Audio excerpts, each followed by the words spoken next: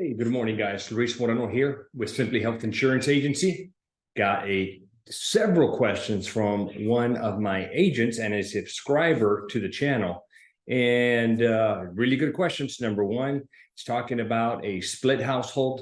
They're filing married, filing separate in reference to ACA subsidies and CSRs, and also a mixed family or integrated family. They got children with their exes and covering the kids. So I'm going to tackle those two questions here in this video. Before I do that, guys, remember, like, comment, and subscribe to my channel. All right, so let's tackle question number one. I'm going to pop these up over here on this screen so I answer them in order. So 6 different questions. Question number one, what happens if the client files married separate? If they file married separate, they're screwed. Okay, it doesn't even matter if they qualify. Married separate prevents them from getting an ACA policy. Okay, I'm sorry, correction. Not they can get an ACA policy. It prevents them from getting subsidies and CSRs. Why? Well, think about this, guys. One spouse works, the other one doesn't. Or the one spouse makes $200,000. The other spouse is a stay-at-home mom. I would love in that scenario, hey, let's do married separate. Okay. The one spouse that's making all the money, they're screwed. They've got to pay their full premium because of their high income. The other spouse, you allocate just enough money so that they can qualify for ACA subsidies. And now you've got the other spouse with that family getting subsidies.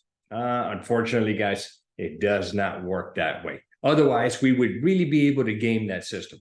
That is not the case. So if they file married separate, even if they qualify, they do not, or they are not able to get subsidies and CSR. Plain and simple. Okay, let's go to question number 2.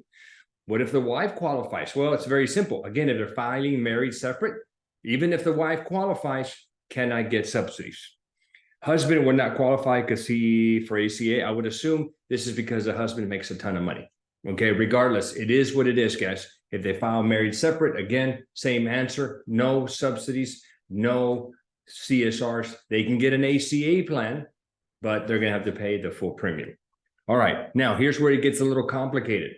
What if it's a mixed family? In other words, I don't know if I'm saying the right term, but what if in a previous marriage, they got kids, and now the husband is required through a court order to provide coverage for those kids.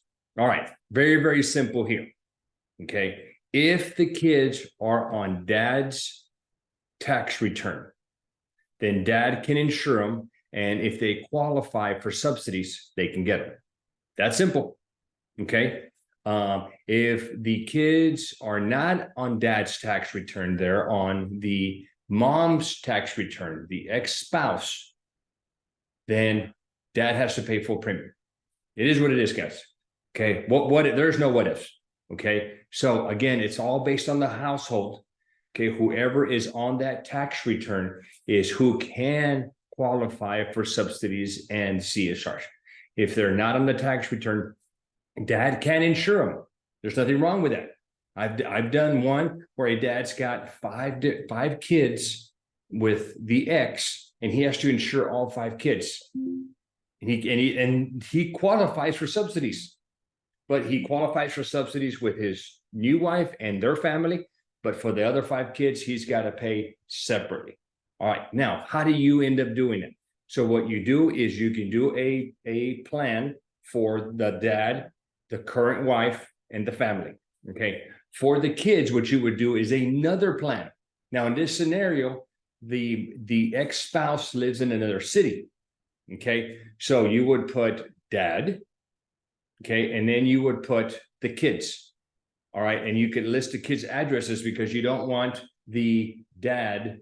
There may not be the same plans in the county where the dad lives compared to the county where the kids live. So you would make sure you want to use the county, split the household.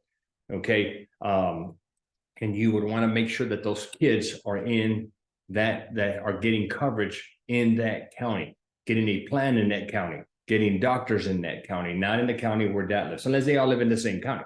All right, then it makes it easy. But yeah, I've done dad with the 5 kids or whatever amount of kids, and I don't insure dad. Remember, the primary does not need to be insured. Okay, you put the primary, and then when you get to the third screen, it says, does the primary, does Mr. Dad, whatever, want to be insured? And you just put no, that easy. And then you list all the kids at the bottom, and you could technically split each kid. Okay, each kid can have their own policy based on a different zip code. Maybe there are 2 X's. Okay, and with one X, they live over here, and another X, they live over here. And yeah, it can get a little crazy. It gets even worse when they're out of state, because now you've got to insure in that other state. And if you're not licensed in that state, then you're screwed. You've got to do it pro bono or go get licensed in that state and get contracts with those carriers in their state. So it can get a little messy, but at least now you know. So 1 kid from a previous marriage, okay, maybe on the wife's side, if that kid is not on the tax return, then you can insure them, but they're going to have to pay full price because they're not on the tax return. If they're on the tax return, well, then you count them just like a regular kid. Okay, 2 kids from a previous marriage on the husband side, same scenario. 2 kids over there, if they're not on the tax return, dad can insure them, but they got to pay full price. And then, of course, they have their own kids. Well, they're on the tax return. In this scenario, it's mom, dad, 2 kids, so they make too much money. Well, they got to pay the premium, full premium, no subsidies, no way around it. Hope that helps you out. Guys, don't forget, make sure you subscribe to my channel. Spread the word around. Like and comment if you want. I do respond to the comments. Thank you, guys.